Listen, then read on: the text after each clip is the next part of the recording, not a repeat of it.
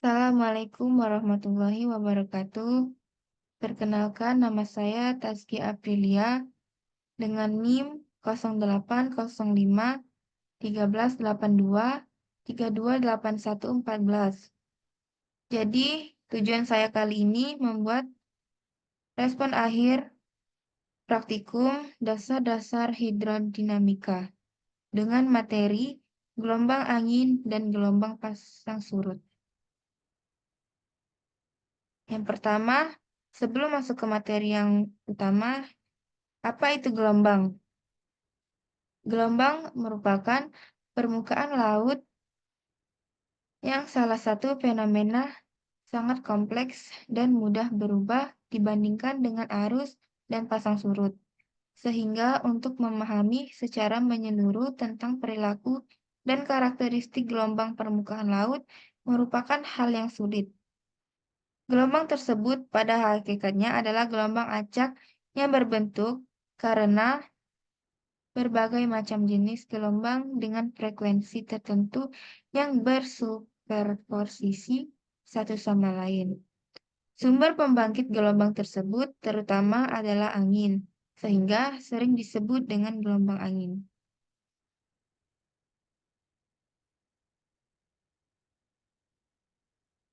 Selanjutnya, penyebab terjadinya gelombang. Penyebab utama terjadinya gelombang adalah angin itu sendiri. Gelombang dipengaruhi oleh kecepatan angin, lamanya angin bertiup, dan jarak tanpa rintangan saat angin bertiup. Gelombang terdiri dari panjang gelombang, tinggi gelombang, periode gelombang, kemiringan gelombang, dan frekuensi gelombang. Panjang gelombang adalah jarak berturut-turut antara dua puncak atau dua lembah. Tinggi gelombang adalah jarak vertikal antara puncak dan lembah gelombang. Periode gelombang adalah waktu yang dibutuhkan gelombang untuk kembali pada titik semula kemiringan gelombang antar tinggi dan panjang gelombang. Frekuensi gelombang adalah jumlah gelombang yang terjadi dalam satuan waktu. Nah, kita akan masuk ke materi yang inti, yaitu gelombang angin. Gelombang angin adalah gelombang yang diakibatkan oleh energi angin. Tinggi gelombang ditentukan oleh kecepatan angin, durasi angin, dan panjang pitch. Tinggi gelombang semakin tinggi jika kecepatan angin semakin tinggi. Durasi angin semakin lama dan panjang pitch semakin panjang. Tinggi gelombang signifikan adalah parameter yang paling sering digunakan untuk menggambarkan keadaan laut. Mengacu pada seri waktu rekaman tinggi gelombang, maka KS sama dengan rata-rata tinggi gelombang atau dari puncak ke lembah, dari sepertiga gelombang laut tertinggi. Adapun pengaruh angin terhadap karakteristik gelombang angin. Salah satu faktor penting yang sangat mempengaruhi proses dinamika pantai adalah gelombang angin. Arus menyusuri pantai merupakan salah satu proses oseanografi fisik yang timbul akibat hempasan gelombang laut ketika menghantam pantai. Energi gelombang laut yang dikembalikan ke arah laut setelah menghantam pantai menimbulkan gerakan massa air yang mengikuti kontur pantai ke arah laut sehingga menimbulkan arus susut pantai. Gelombang angin merupakan salah satu parameter laut yang dominan terhadap laju mundur garis pantai. Adapun pendapat lain dari Mamato, yaitu gelombang laut merupakan peristiwa naik turunnya permukaan laut secara vertikal yang membentuk kurva atau garis atau grafik sinusoidal. Selanjutnya, apa itu gelombang pasang surut? Gelombang pasang surut merupakan hasil dari gaya tarik gravitasi bumi dan efek sentrifugal. Efek sentrifugal adalah dorongan ke arah luar pusat rotasi. Gravitasi bervariasi secara langsung dengan massa, tetapi berbanding berbalik dengan jarak. Meskipun ukuran bulan lebih kecil dari matahari, gaya tarik gravitasi bulan 2 kali lebih besar daripada gaya tarik matahari. Dalam membangkitkan pasang surut laut, Jarak bulan lebih dekat daripada jarak matahari ke bumi.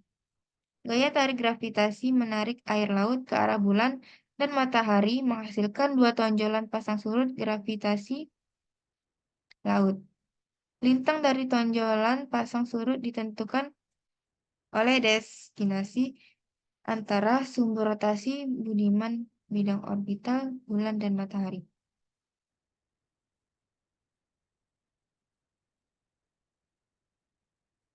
Ada juga karakteristik perambatan gelombang pasang surut, yaitu mempengaruhi proses fisik seperti transport garam, sedimen, serta pembilasan massa air dan teluk.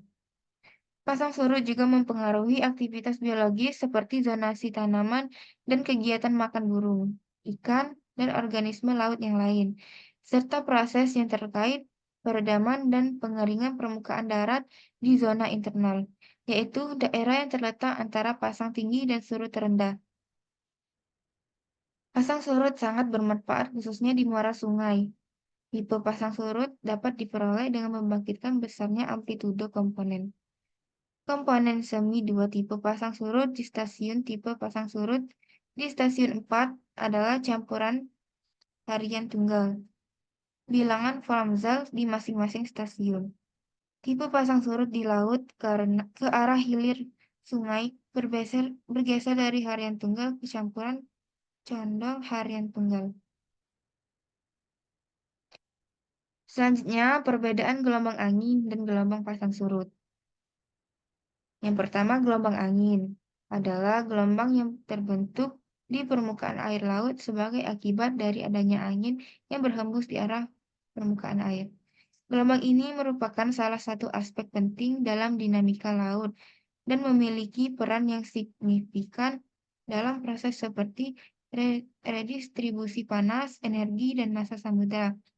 Yang kedua, gelombang pasang surut, yaitu perubahan nyata pada permukaan laut di hamparan luas akibat tarikan gravitasi matahari dan bulan. Intinya, gelombang besar yang mengalir dari satu sisi lautan ke sisi lautan lainnya menimbulkan dampak yang sangat besar terhadap garis pantai bumi. Sekian terima kasih penjelasan gelombang angin dan gelombang pasang surut dari saya. Saya minta maaf apabila ada salah kata. Saya akhiri. Wassalamualaikum warahmatullahi wabarakatuh.